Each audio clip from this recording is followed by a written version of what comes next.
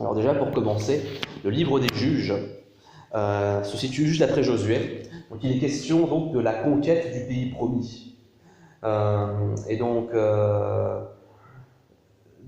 il s'agit donc de chasser donc les Cananéens. Donc les Cananéens, c'était des gens qui pratiquaient une religion vraiment très corrompue les gens, enfin les peuples qui ont été chassés par les Hébreux à ce moment-là, c'est des peuples qui étaient vraiment très méchants. C'était des peuples dangereux. Et pour nous, chrétiens, aujourd'hui, sûr, on combat pas donc avec des armes, mais il y a un combat spirituel à retenir. Donc le chrétien doit s'emparer du terrain qui était pris par Satan. D'ailleurs, à la base, le pays de Canaan, il appartenait aux ancêtres des Israélites à la base. Mais ils l'ont perdu, et donc ils reprennent ce qui est à eux, ici dans ce passage, dans le livre des juges, enfin au début du livre des juges, pardon, mais après il va se passer énormément de hauts et de bas de l'histoire du peuple. Alors j'aimerais qu'on lise du verset 1 jusqu'au verset 7, donc Juges chapitre 1, verset 1 à 7 d'abord.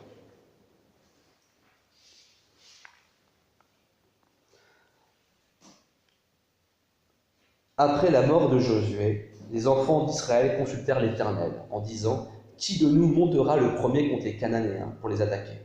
L'Éternel répondit « Juda montera, voici, j'ai livré le pays entre ses mains. » Et Juda dit à Siméon, son frère, « Monte avec moi dans le pays qui m'est échu par le sort, et nous combattrons les Cananéens. J'irai aussi avec toi dans celui qui tombe en partage. » Et Siméon alla avec lui. Une petite pause. On voit ici que donc Juda, Dieu lui dit d'être le leader, d'être le premier pour aller monter contre les Cananéens pour les attaquer. Et puis il demande à Simon de collaborer avec lui. Donc on voit, même dans le combat spirituel, c'est encore mieux si vous pouvez avoir un frère régulier qui prie régulièrement avec vous, qui combat avec vous, d'avoir une personne qui est souvent avec vous pour prier. On voit que même dans le Nouveau Testament, Jésus envoyait ses disciples deux par deux. Parfois, il se fait que les circonstances où vous soyez un, mais si vous pouvez être deux, c'est encore mieux. Et ensuite, Judas dit aussi à Siméon, quand ce sera ton tour d'aller dans le territoire qui t'est échu, ben, j'irai avec toi aussi. Donc c'est important d'avoir cette fraternité où on se sert l'un à l'autre. On continue. Donc Judas monta, et l'Éternel livra entre leurs mains les Cananéens et les Phéréziens.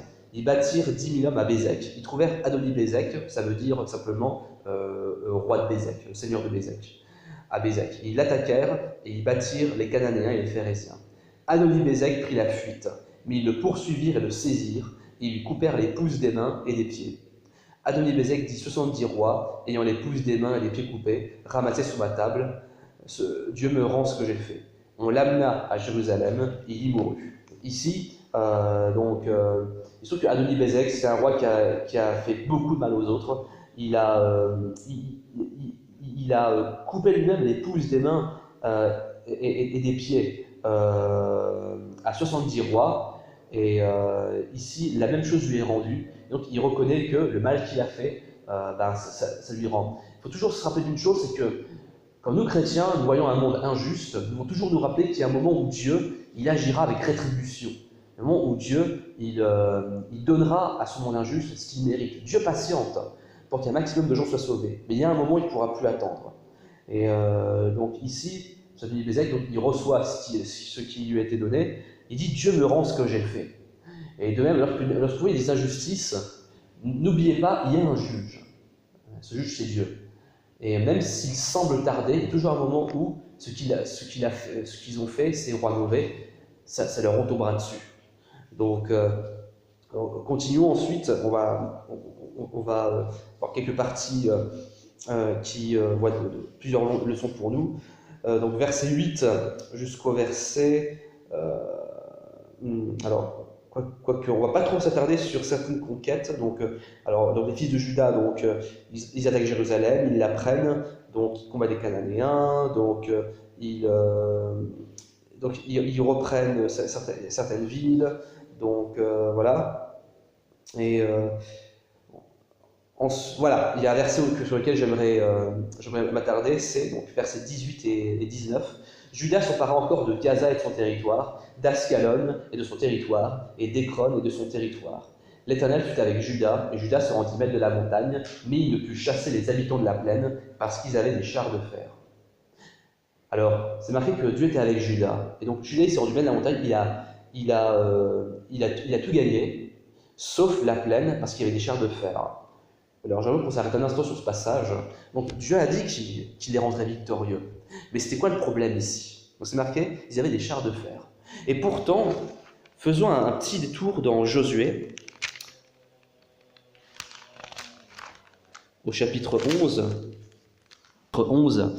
Alors, il est dit au verset 4, « Ils sortirent, eux et toutes leurs armées avec eux, formant un peuple innombrable, comme le sable qui est sur le bord de la mer, et ayant des chevaux et des chars en très grande quantité. » Verset 5, « Tous ces rois fixèrent un lieu de réunion, ils vinrent camper ensemble près des eaux de Mérom pour combattre contre Israël. » Donc c'est marqué, ils sortirent avec eux, et ils étaient innombrables comme le sable qui est sur le bord de la mer. Mais c'est marqué aussi qu'il y avait des chars. Mais Dieu dit pourtant, tu brûleras au feu leurs chars. Mais qu'est-ce qui se passe ici? C'est que ici Juda, les chars, finalement, il ne fait rien. Alors pourtant, Dieu était avec lui. Alors qu'est-ce qui s'est passé? Ce qui s'est passé, c'est que Juda avait un manque de foi à ce moment-là, certainement. Et en plus, quand on regarde le reste du passage, on va voir que les enfants d'Israël n'ont pas fait tout ce que Dieu leur a ordonné.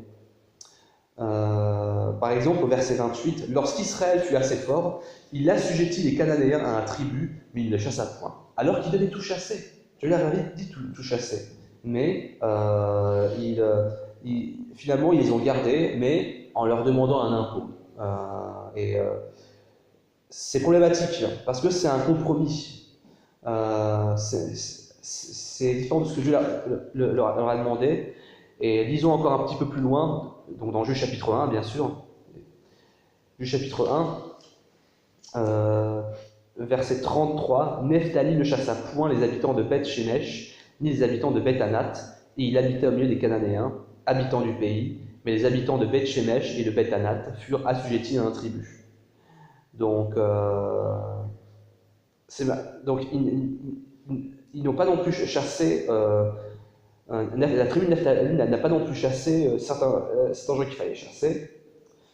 Il les a aussi assujettis à un tribut, et pareil pour les Amoréens. Alors, qu'est-ce qui se passe ensuite? Chapitre 2, verset 1 jusqu'au verset 5. Un envoyé de l'Éternel monta de Gilgal à Boutkim et dit: Je vous ai fait monter hors d'Égypte, et je vous ai amené dans le pays que j'ai juré à vos pères de vous donner. J'ai dit: jamais je ne romprai mon alliance avec vous, et vous ne traiterez point alliance avec les habitants de ce pays. Vous renverserez leurs autels, mais vous n'avez point obéi à ma voix. Pourquoi avez-vous fait cela? J'ai dit alors: je ne les chasserai point devant vous, mais ils seront à vos côtés, et leurs dieux vous seront un piège. Lorsque l'envoyé de l'Éternel dit ces paroles à tous les enfants d'Israël, le peuple éleva la voix et pleura. Ils donnèrent à ce lieu le nom de Bokim, ils y offrirent des sacrifices à l'Éternel. Amen. Donc, il y a une personne qui reçoit une prophétie de Dieu et qui leur dit: pourquoi vous avez fait alliance avec les habitants de ce pays alors que je vous ai dit de tout chasser?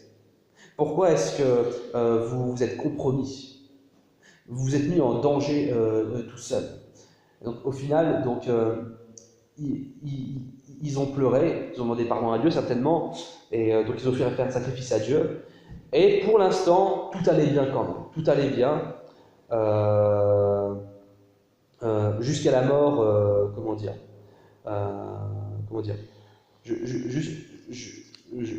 jusqu'à la mort du chef du peuple à ce moment-là. Mais après, c'est là que les choses ont commencé à tourner au vinaigre. Alors, avant de passer à la partie suivante, donc, ce que j'aimerais dire, c'est que lorsque Dieu nous dit quelque chose, l'accomplissement va aussi dépendre de notre attitude. Il y a un accomplissement qui est fait que par Dieu. Dieu a dit: je suis avec vous, vous pourrez chasser même leurs chars. Mais Judas, bien que Dieu était avec lui, quand il a vu les chars, il a pris peur. Alors que pourtant Dieu a dit: je suis avec toi. Et les autres tribus, D'autres tribus ont vu qu'il y avait voilà, un moyen de se faire un peu de bénéfice, donc plutôt que de tout chasser et de faire confiance à la providence de Dieu, eh bien, ils sont compromis avec les anciens lecteurs du pays et les ont assujettis à un impôt, alors que Dieu leur a dit de tout nettoyer. Alors, comment s'applique à nous, chrétiens, aujourd'hui? Pour nous, chrétiens, aujourd'hui, ça symbolise le fait aussi que parfois on a cette tendance à vouloir nous compromettre avec le monde, alors que Dieu nous dit de tout chasser. Dieu nous dit de chasser le péché, de chasser aussi les choses qui nous mettent en danger. Alors, par exemple, supposons que vous êtes nouvellement converti et que vous vivez toujours dans le même environnement, dans un environnement avec des gens qui vous influencent loin de Dieu. Alors, oui, vous allez me dire, oui, mais j'ai la foi. Alors, ce n'est pas ça que je remets en cause, ce n'est pas le fait le salut que je remets en cause, mais ce que je remets en cause, c'est la ténacité de la foi si on reste toujours dans ce même environnement. Parce que se compromettre avec le monde, c'est un danger pour nous chrétiens. Ça peut nous détourner de la foi tout simplement. Parce que à partir du moment où ils ont laissé les autres peuples subsister dans ce pays, au Pays Canaan, c'est pas parti en vrille tout de suite. Ils ont continué à offrir des sacrifices à Dieu, pas des sacrifices humains bien sûr, mais en tout cas ils ont continué à adorer Dieu jusqu'à la fin de leur vie, jusqu'à la fin de la vie du chef. Mais c'est ensuite à la génération d'après que les problèmes sont réveillés. Donc si jamais je me compromets avec le péché dans ma vie, pas si je me compromets avec le péché, mais en tout cas si je ne m'écarte pas assez du monde. Donc, se compromettre avec le péché, c'est l'étape suivante, on y parlera après. Non, mais si déjà il y a des choses du monde qui sont autour de moi et que je ne jette pas, même si j'ai reçu Christ, eh bien je me mets en danger. Je me mets en danger spirituellement. Par exemple, supposons que je suis chrétien, nouvellement converti, mais que je suis toujours en colocation, supposons, avec des gens qui ne sont pas chrétiens et qui font la fête tous les jours, qui boivent, qui fument, enfin bref. C'est un peu caricatural comme exemple, mais j'utilise toujours des exemples gros pour illustrer. Eh bien, il vaut mieux pour moi de changer changer de milieu. Il vaut mieux pour moi changer d'entourage, parce que sinon je suis en danger. Je peux facilement me relaisser happer par ces gens-là et par l'esprit du monde.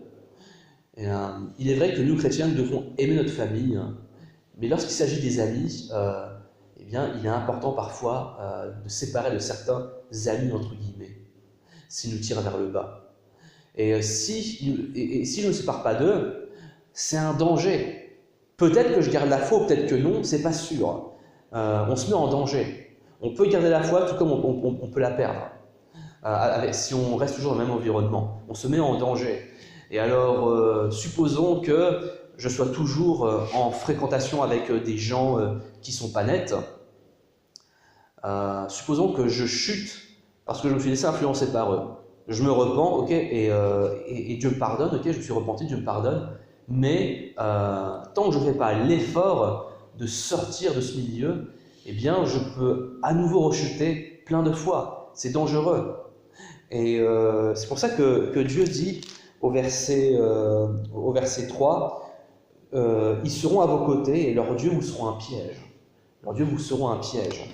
Et alors, pour cette première génération, ce n'était pas un piège pour eux. Ils ne sont pas compromis à adorer les autres dieux. Ils ont continué à adorer le vrai Dieu. Mais c'était un danger déjà. Certainement que j'imagine que pendant le reste de la vie qu'ils ont menée, il y avait la tentation qui rôdait autour d'eux. Et pour leurs enfants, c'est pour leurs enfants que c'est parti au vinaigre. Que ça tourne au vinaigre, pardon. Que c'est parti en vrille. Donc, dans le combat spirituel, il est important d'être clair. Dieu a dit de tout dévouer par interdit. Ça veut dire quoi? De tout exterminer. C'est-à-dire que le péché, on ne peut pas se permettre d'en garder. Il y a des choses qui sont dangereuses, il vaut mieux les jeter. Si tu sais que pour toi, aller dans tel endroit, c'est une occasion de chute, n'y va pas. Ne te compromets pas. Sinon, c'est danger. C'est danger. Si tu vas dans un lieu, tu sais que si tu vas dans tel endroit de Paris, tu sais que tu risques de chuter, eh bien n'y va pas. Peut-être que tu résisteras, mais déjà, quel exemple montres-tu en tant que chrétien? Et tu peux te mettre en danger. Donc mieux vaut pas. Et donc Dieu a fait une promesse. Et quand Dieu nous fait des promesses, il y a parfois des parties qui vont dépendre de nous. Par exemple, si Dieu te dit, à travers toi, je vais sauver des gens, le nombre de gens qui sont sauvés, ça va aussi dépendre de ton attitude. C'est pas toi qui sauves, bien sûr, mais supposons que Dieu te fait cette promesse, mais tu mets du temps à te réveiller. Pendant longtemps, tu procrastines dans la foi, et puis un jour tu te réveilles, et c'est là que Dieu commence à servir de toi puissamment. Et bien, si tu n'avais pas procrastiné, Dieu aurait pu servir de toi plus tôt. Un jour, un pasteur a dit que Dieu lui a dit, à travers toi, je vais toucher beaucoup de gens, je vais toucher énormément de personnes. Mais ensuite, il a réalisé que toucher des centaines ou des milliers ou 1500 ou 2000 ou 200 ou 3000 personnes, ben ça dépendra aussi de comment lui serait obéissant devant Dieu. Donc, par exemple, je parlais des prophéties il y a quelques semaines. Les prophéties, il y a toujours une partie qui est relative. Il y a une partie qui est tenue par Dieu, et Dieu remplit toujours sa part. Mais il y a aussi une partie où c'est nous qui devons faire. Par exemple, il y a un homme, Dieu lui avait fait cette promesse qu'il serait prospère financièrement, que Dieu réglerait ses problèmes financiers. Et pourtant, plusieurs années plus tard, c'est toujours pas réglé. Et alors, un pasteur lui a dit, la raison pour laquelle la promesse n'est pas accomplie, c'est parce que tu es méchant. Et oui, cet homme était méchant. Cet homme, il se disait chrétien, mais il avait un caractère tellement mauvais qu'on ne trouve même pas chez les non-chrétiens, même parfois. Et donc, c'est pour ça que le pasteur lui a dit, mais écoute, regarde déjà comment tu parles aux autres. Dieu t'a fait une promesse, mais il accomplira sa promesse que quand tu te seras repenti de cette méchanceté. Donc, si on veut que Dieu accomplisse ses promesses envers nous, Dieu il accomplit ses promesses. Mais ces promesses, il y a toujours la condition de est-ce que je serai obéissant? Lorsque Dieu nous dit je te bénirai, ça sous-entend toujours que je te bénirai si tu m'obéis. Et de même, le peuple d'Israël, le peuple des Hébreux, il ne s'appelait pas encore Israël à ce moment-là, le peuple des Hébreux avait reçu cette promesse comme quoi ils s'emparaient de tout, absolument tout, et que rien ne les arrêterait. Mais tout ne s'est pas accompli à 100%. Il y avait certaines parties qui restaient. Alors bien sûr, ils ont occupé la partie principale, encore heureux, mais tout ne s'est pas accompli à 100%, non pas à cause de Dieu, mais à cause de leur désobéissance, à cause du compromis. Alors je ne dis pas qu'il faut une obéissance parfaite, parce qu'on fait tous des erreurs, mais je ne parle pas de, comment dire, il y a une différence entre la régénération, le fait que parfois je fais des erreurs sur le chemin, des erreurs involontaires, je lutte avec mes péchés et donc j'apprends à les surmonter. Il y a une différence entre ça et le fait de vivre dans le péché. Et le fait de se compromettre volontairement avec le péché. C'est la différence. Et donc, nous chrétiens, on n'est pas parfaits. Donc, on apprend à se défaire de nos péchés, bien sûr. On ne peut pas être parfait tout de suite. On ne peut pas être parfait tout de suite là maintenant. Mais on apprend petit à petit. Et donc, si Dieu exigeait de nous une perfection de suite, on serait tous mal. Alors tous mal. Mais il demande une tendance. Dieu demande à voir qu'on tend vers cette sanctification, vers cette amélioration. Il veut qu'on tende vers cela. Mais par contre, si je me compromets avec le péché, je vais drôlement ralentir les choses. Et aussi, une chose qui est importante, c'est que je dois être dans la confiance. Donc, Dieu a dit « ne crains point ». Mais au moment de voir les chars, Judas il a eu de la crainte. Si vous lisez dans Josué, dans le premier chapitre, Dieu dit à plusieurs reprises à Josué « ne t'effraie pas, ne crains point, je serai avec toi ». C'est important aussi, quand on reçoit une promesse de Dieu, d'être dans la confiance. Il y a l'obéissance et la confiance. Ceci dit, l'un ne va pas sans l'autre. La confiance, c'est que même s'il y avait des chars en face de moi, Dieu est avec moi. C'est aussi cette confiance que Judas aurait dû avoir. Par exemple, il y a une fille, une femme, Dieu lui avait fait une promesse qu'elle se marierait bientôt, qu'elle rencontrerait quelqu'un. Mais le problème, c'est que plusieurs années sont passées, elle n'est toujours pas mariée, non pas que la prophétie soit fausse, parce que la personne, elle a aussi fait des prophéties qui sont accomplies, mais tout simplement parce que le problème de cette femme, c'est que même si Dieu lui faisait une promesse, donc quoi, il lui préparait quelqu'un, cette femme n'était pas dans la confiance. Elle était toujours dans la crainte, dans la peur, dans la hantise du célibat. Elle n'a pas pris cette position de dire, dorénavant, je décide de faire confiance à Dieu. Donc, lorsque Dieu fait des promesses, la prophétie, c'est pas la boule de cristal de Madame Irma. La prophétie, déjà, prophétiser, ça veut dire parler de la part de Dieu. Ça veut dire dire un message qui vient de Dieu. Et donc, ce message, ensuite, en fonction de comment on va le recevoir, il va s'accomplir de différentes manières. Il y a des prophéties absolues, bien sûr. Le fait que Dieu avait prophétisé l'envoi du Messie, ça s'est fait. Ou les prophéties comme quoi telle chose arriverait à telle époque, ou alors que Dieu établira son royaume, ces choses arriveront. Mais vu que la prophétie c'est une alliance, eh bien, une alliance, ça implique deux personnes. C'est comme un mariage. Si moi je suis marié à quelqu'un, mais que cette personne, ou que l'un de nous deux ne remplit pas notre rôle, le mariage va s'effondrer. Même si l'un des deux fait très bien le mariage, mais que l'autre agit très mal, le mariage peut aller à la ruine à cause d'une personne. Donc, nous sommes en alliance avec Dieu. Et Dieu, il y a déjà plein de promesses pour nous. Il y a déjà des promesses de la Bible. Et puis, il y a aussi des promesses individuelles pour vous, que vous découvrirez au fur et à mesure de votre vie de foi. Peut-être que vous avez déjà découvertes, et vous allez encore découvrir d'autres dans votre vie de foi, mais ces promesses s'accompliront aussi en fonction de votre obéissance. Et alors, Dieu va voir, est-ce que vous tendez vers cette obéissance? Est-ce que vous êtes du genre obéissant, je veux dire? Quand on regarde honnêtement notre vie chrétienne, il y a des jours où on a désobéi à Dieu. Et bien sûr, on se repent. Mais Dieu veut voir, est-ce que vous avez cette tendance obéissante? Est-ce que vous êtes du genre à obéir vite? Est-ce que vous êtes du genre à, lorsque Dieu vous dit quelque chose, lorsque Dieu vous donne une conviction, à agir sans trop tarder? C'est important d'être comme ça. Parce que le problème, c'est que beaucoup de chrétiens savent que Dieu veut qu'ils fassent telle chose, mais ils ne le font pas. Et parce que les Israélites, les Hébreux, c'était pas encore Israélites, excusez-moi, lorsque les Hébreux ont reçu la promesse de Dieu, donc, elle a pu s'accomplir que partiellement, parce qu'il y avait aussi une partie qui dépendait d'eux. Parce que Dieu leur a dit d'obéir et de ne pas craindre. Si on lit dans Josué, au chapitre 1er, il est dit au verset 6 et 7.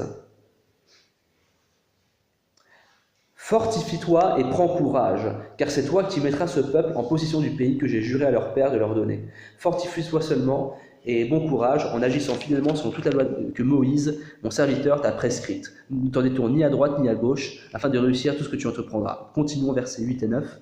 Que ce livre de la loi ne s'éloigne point de ta bouche, médite-le jour et nuit, pour agir fidèlement selon tout ce qui est écrit.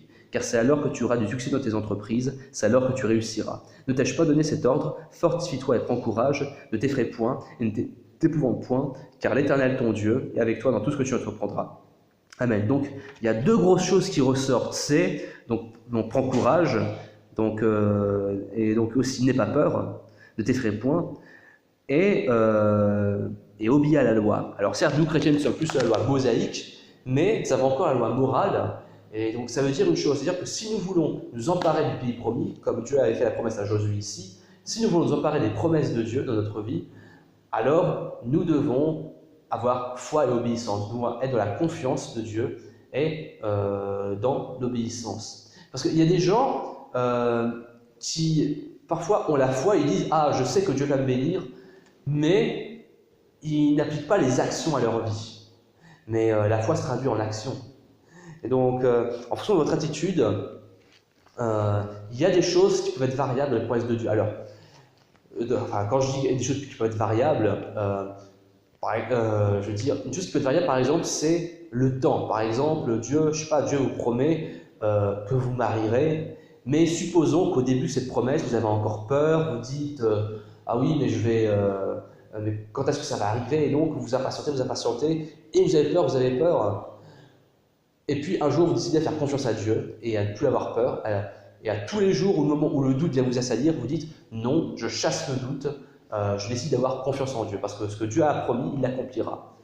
Et donc ensuite, vous rencontrerez la personne avec qui vous marierez.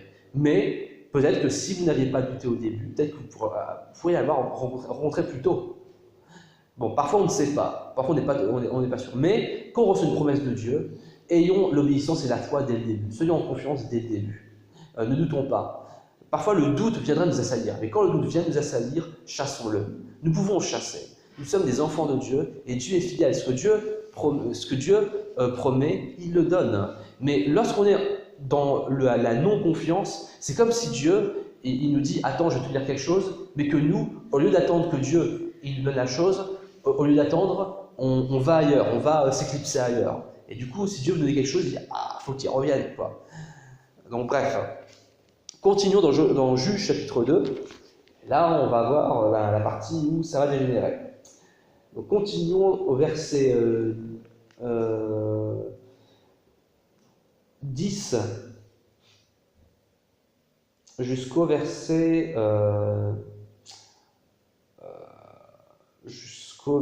14. Toute cette génération fut recueillie auprès de ses pères. Et il s'éleva après elle, une autre génération qui ne connaissait point l'Éternel, ni ce qu'il avait fait en faveur d'Israël. Les enfants d'Israël firent alors ce qui déplaît à l'Éternel. Ils servirent les Baals. Ils abandonnèrent l'Éternel, le Dieu de leur père, qui les avait fait sortir du pays d'Égypte. Ils allèrent après d'autres dieux entre les dieux des peuples qui les entouraient. Ils se prosternèrent devant eux et ils irritèrent l'Éternel. Ils abandonnèrent l'Éternel et ils servirent Baal et les Astartés. La colère de l'Éternel s'enflamma contre Israël. Il les livra entre les mains de pillards qui les pillèrent. Il les vendit entre les mains de leurs ennemis d'alentour et ils ne purent plus résister à leurs ennemis. Amen. Donc c'est marqué qu'une nouvelle génération, donc les enfants de la génération des Hébreux de ce passage-là, eh bien, ils grandissent, ils s'élèvent, mais c'est marqué que cette génération ne connaissait pas l'Éternel, ni ce qu'il avait fait en faveur d'Israël. C'est très bizarre. C'est pourtant leurs enfants. Ça veut dire alors que le peuple des Hébreux, maintenant ils s'appellent Israël, maintenant ils sont en Israël, donc maintenant c'est eux l'Israël. Et en fait, la chose que je suppose, et qui est certainement probable, c'est que s'ils ne connaissaient pas Dieu, et s'ils ne connaissaient pas ce qu'il avait fait en faveur d'Israël, ça veut dire que leurs pères ne leur ont point enseigné. Et c'est très étrange, parce que leurs pères ont vécu de grosses délivrances de la part de Dieu dans le désert, et aussi de grands miracles en chassant les nations méchantes qui étaient devant eux. Mais ils n'ont rien enseigné à leurs enfants. C'est très bizarre. Pour nous, chrétiens, lorsque nous avons des enfants, c'est aussi important de leur éduquer les voies de Dieu. On vit dans un monde qui est de plus en plus sécularisé. Pourquoi ? En partie, il y a plusieurs facteurs, mais un des facteurs, c'est qu'il y a beaucoup de chrétiens qui, malheureusement, n'éduquent plus leurs enfants bien dans le Seigneur. Et il y a aussi beaucoup de choses où l'héritage chrétien était perdu. Par exemple, Harvard, à la base, c'était fondé par des chrétiens. C'était fondé comme étant un lieu pour étudier la Bible, Harvard. Mais c'est devenu un truc qui s'est ultra sécularisé avec le temps. Alors oui, qu'on y ajoute des cours genre cours d'anglais, cours de ceci, cours de cela, on peut. Mais le problème, c'est que ça s'est fait au détriment de la théologie. C'est triste. Ça ne devrait pas être comme ça. Malheureusement, comment est-ce que ça arrive ? Ça arrive à cause du relâchement. Certainement que maintenant, ça y est, Israël, ils étaient installés. Et quand Dieu nous bénit, malheureusement, on peut avoir cette tendance, si on ne fait pas attention, à se relâcher. Et quand on se relâche, quand les parents chrétiens se relâchent, qui sont mariés, qui ont des enfants, et qui se relâchent, ils n'enseignent plus leurs enfants des voies du Seigneur. Ils n'ont plus cette rigueur. Souvent, on a la rigueur quand on vit le moment difficile, quand il faut construire les choses, quand il faut construire l'église, quand il faut construire notre foi, on a cette rigueur. Mais quand Dieu nous bénit, on a cette tendance à devenir un peu plus nonchalant. Il ne devrait pas en être ainsi. Dieu avait dit dans Deutéronome à son peuple, quand tu seras prospère, n'oublie pas que c'est grâce à Dieu que c'est comme ça. N'oublie pas l'Éternel ton Dieu. Ne dis pas c'est moi qui me suis rendu prospère. Et certainement qu'à ce moment-là, ils ont dû oublier l'Éternel. Ils ont dû oublier que c'est grâce à eux qu'ils sont entrés dans le pays promis. Parce que c'est marqué que leurs enfants ne connaissaient pas ce que Dieu avait fait en leur faveur. C'est louche. Il faut vraiment être oublieux pour faire un truc pareil, pour ne pas raconter les merveilles de Dieu. Parce que si vous arrive quelque chose de fou et que vous avez des enfants, ben, les histoires de votre vie, vous avez envie de les raconter à vos enfants. Et ce qui est très bizarre, c'est que parfois les chrétiens n'enseignent pas bien leurs enfants à cause du relâchement. Parce qu'on se sent tellement béni que, oh là là, on se relâche. Il ne devrait pas en être ainsi. Le problème, c'est que nous, êtres humains, on a cette tendance à prendre la bénédiction comme pour argent comptant, à la tenir pour facile. Il ne devrait pas en être ainsi. Alors, ensuite, c'est marqué que les enfants d'Israël firent alors ce qui était déplaisant à Dieu. Ils ont servi donc les Baals, donc les faux dieux. Les faux dieux qui sont des démons au final. Et donc, c'est marqué, ils ont abandonné Dieu. Ils se sont prostitués auprès d'autres nations. Ils sont prostitués. Le terme prostituée apparaît uniquement à partir du verset 17, mais ils se sont livrés, si je puis dire, à d'autres nations, à d'autres dieux. Et quand le relâchement arrive dans notre vie chrétienne, c'est là aussi qu'on commence à retourner vers les idoles du passé. C'est là qu'on commence à retourner vers le monde. C'est là qu'on commence à se recompromettre avec le monde. Et alors, c'est marqué que Dieu était irrité par cela. Et donc, comme c'est le peuple de Dieu, eh ben Dieu, pour sauver ce peuple, qu'est-ce qu'il va faire pour que son nom soit à nouveau restauré? Ils vont d'abord devoir passer par les problèmes. C'est marqué que Dieu les a livrés entre les mains des ennemis. Donc, puisque dans la vie facile, ils sont incapables de se repentir, eh bien, puisqu'il faut les sauver, eh bien, autant qu'ils passent par les épreuves. C'est triste à dire, mais malheureusement, il y a des gens qui ne comprennent que les coups.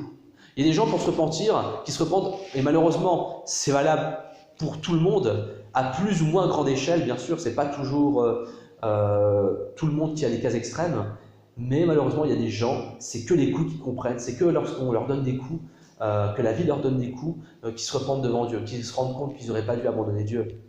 Et alors, c'est marqué à la fin du verset 14, « Ils ne purent plus résister à leurs ennemis ». Dieu avait fait cette promesse au peuple, à Josué, qu'il n'y a personne qui pourra se dresser contre lui. Mais là, cette protection de Dieu, elle est enlevée. C'est marqué, ils ne purent plus résister à leurs ennemis. Et de même, pour nous chrétiens, quand on est en Christ, qu'on est bien en Christ, on a la protection de Dieu.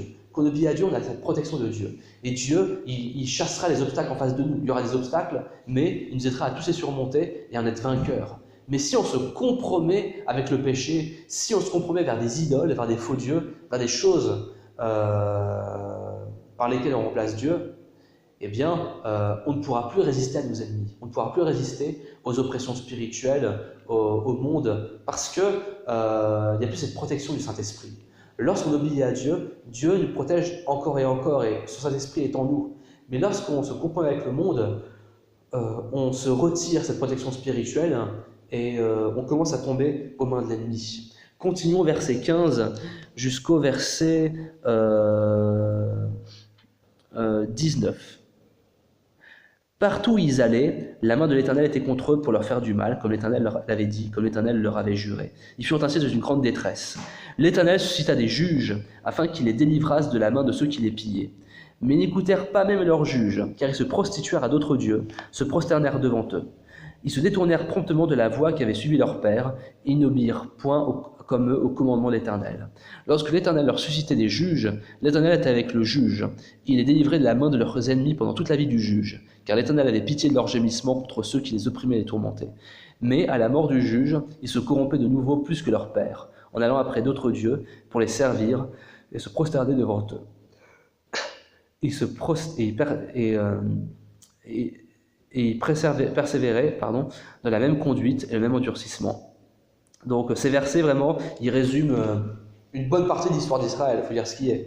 Parce que c'est marqué que donc, ils étaient en détresse parce qu'ils avaient désobéi, et alors Dieu envoie un juge, Dieu suscite un guerrier, Dieu suscite quelqu'un qui va les délivrer. Et donc ils se repentent et le juge les délivre, et ensuite ils sont à nouveau dans l'abondance, ils sont à nouveau bénis dans leur pays. Mais une fois que le juge est mort, une fois que le leader est mort, il recommence à faire les idiots. Donc pendant que le chat est absent, les souris dansent. C'est-à-dire que souvent, il faut qu'il y ait une figure d'autorité qui nous reprenne, pour qu'ensuite on se ressaisisse. Par exemple, parfois il y a cette tendance chez certains gens que je fais des bêtises pendant une bonne partie de la semaine, mais quand je vois le pasteur, quand je vois les frères et sœurs en Christ, je me sens honteux, donc je me repens. Et donc pendant que le juge était là, ça allait bien, mais une fois qu'il était mort, ils recommençaient à faire leurs bêtises. Donc l'histoire d'Israël a souvent été comme ça.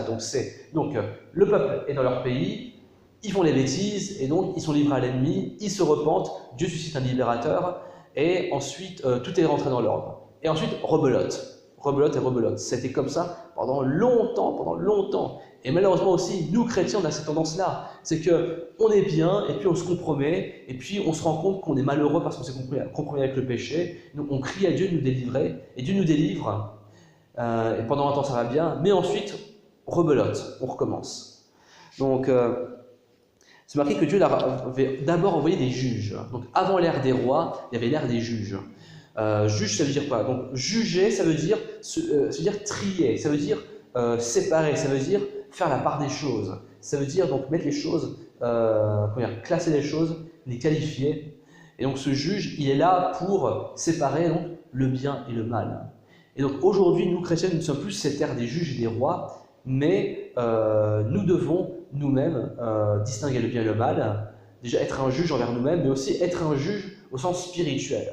Jésus a dit de ne pas juger, dans le sens de ne pas condamner, mais il a aussi dit de juger selon la justice, c'est-à-dire que le chrétien ne doit pas condamner, mais il doit juger selon la justice. Et donc nous, chrétiens, nous devons pouvoir délier des situations en les jugements d'une manière saine, parce que parfois on peut être amené à juger.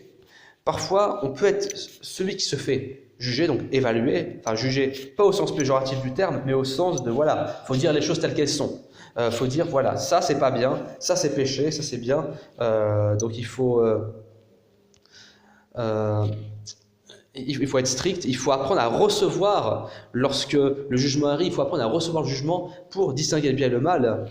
Mais il faut aussi nous-mêmes devenir des juges spirituellement parlant, c'est-à-dire nous devons atteindre un seuil de maturité qui fait que nous pourrons aider d'autres personnes à se délier des liens du péché. Déjà, aider les frères et sœurs qui sont dans le péché à ne plus se compromettre avec le péché. Lisons dans 1 Corinthiens, chapitre 2.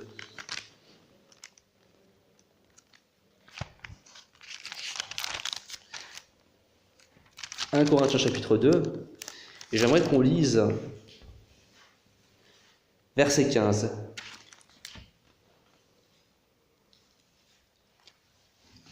1 Corinthiens 2, verset 15. L'homme spirituel, au contraire, juge de tout, il n'est lui-même jugé par personne. Amen. Donc c'est marqué que l'homme spirituel juge de tout.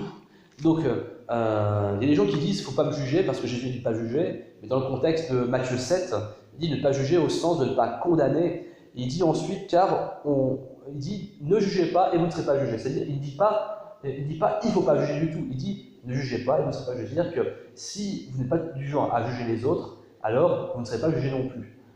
Mais si vous jugez les autres, vous serez jugés de la même manière qu'on vous juge. C'est-à-dire qu'on vous mesurera de la même manière que vous mesurez les autres. Et c'est normal, c'est équitable. Il dit aussi que l'homme spirituel juge de tout. Et donc, nous-mêmes, quand on voit le péché en face de nous, nous devons être des gens spirituels. Nous devons pouvoir juger ce péché. Nous devons pouvoir trier les choses. Lorsqu'on est avec des frères, parce que le jugement de Dieu commence d'abord dans la maison de Dieu, c'est après qu'il vient sur le jugement du dehors. Dans la maison de Dieu, nous devons aider les gens à sanctifier, nous devons exhorter les frères, nous exhorter les uns les autres. Et s'il y a un péché dans la vie de quelqu'un, dans la vie d'un frère, nous devons lui dire, mon frère, ça, c'est pas bon pour ta vie spirituelle. Ça, si tu continues dans ce péché, tu risques gros. Donc nous devons devenir ces hommes spirituels, nous devons être ces juges spirituels, si je puis dire. Et ensuite, donc, l'histoire des juges qui viennent libérer, ça va être comme ça pendant une bonne partie sur Israël. Et il y a beaucoup d'histoires qu'on va voir qui seront comme ça. Mais même s'il y a un schéma qui se répète, il y a des leçons importantes à retenir de chaque histoire qu'on va voir par la suite. Et donc pour nous chrétiens, comment est-ce qu'on peut tomber dans le piège d'adorer les autres dieux? C'est lorsqu'on se relâche. On a cette tendance à chercher Dieu un maximum quand on est au fond du trou, qu'on n'a plus rien, on cherche Dieu un maximum. Alors Dieu nous délivre parce qu'il a compassion. Dieu a compassion et Dieu ne peut pas ignorer les pleurs sincères d'un malheureux. Quelqu'un qui dit, Seigneur, si tu me secours, Seigneur, je te donnerai ma vie, Seigneur, je te donne ma vie, secours-moi. Dieu ne peut pas ignorer ce genre d'appel. Mais ensuite, on a cette tendance à changer. Le problème de l'homme, c'est qu'il change, mais Dieu ne change pas. Changer, c'est le problème de Satan aussi. Satan était un bel ange, mais il a changé. Et Dieu nous a créés comme de belles créatures, mais nous avons changé. Et donc nous devons devenir stables dans la foi. Nous devons être des hommes spirituels, nous devons être mûrs pour pouvoir ensuite distinguer les choses et aider d'autres personnes à juger, à devenir mûrs aussi. Parce que ça va être dur d'aider les autres à devenir mûrs si nous-mêmes, on n'est pas mûrs. Je nous souhaite d'apprendre de cela, de ne pas nous laisser aller au relâchement, mais d'être sur le qui-vive. Donc, pour ce faire, une chose qui est importante dans nos vies, c'est vraiment de détruire les idoles. S'il y a une chose qui me mène au péché, alors je dois couper cette chose. Cette chose me tente. En fait, pourquoi est-ce que les Israélites ont compromis avec les autres peuples? C'est parce qu'ils y voyaient un intérêt. C'est marqué qu'ils les ont assujettis à un tribut, donc à un impôt. Mais Dieu leur avait dit pourtant de tout détruire, de ne rien garder du monde. Alors qu'est-ce que c'est que le monde? Parce que, est-ce que le chrétien, il doit voir que des choses de Dieu, que tout dans le monde est mauvais? Je veux dire, le monde a inventé des voitures, des ordinateurs, tout ça, enfin bref, j'enfonce des portes ouvertes. Mais qu'est-ce que c'est que le monde? Dans 1 Jean chapitre 2, il est dit, au verset 15 et 16, donc Jean, alors pas évangile de Jean, mais première épître de Jean, donc 1 Jean chapitre 2.